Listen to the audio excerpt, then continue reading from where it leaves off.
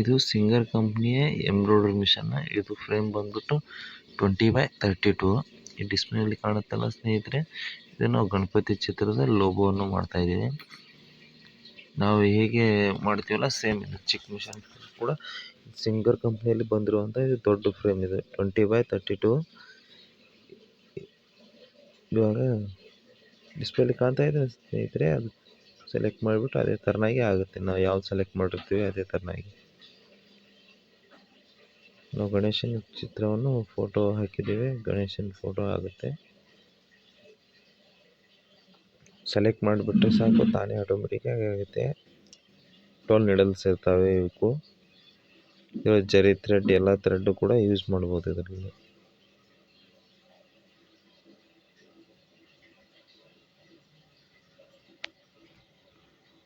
ಇದು photo frame ಮಾಡ್ತಾ ಇದ್ದೀವಿ ಇವಾಗ.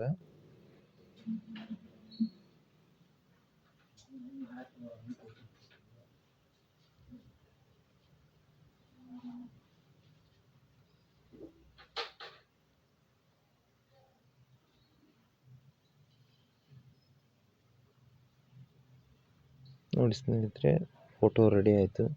Thank you.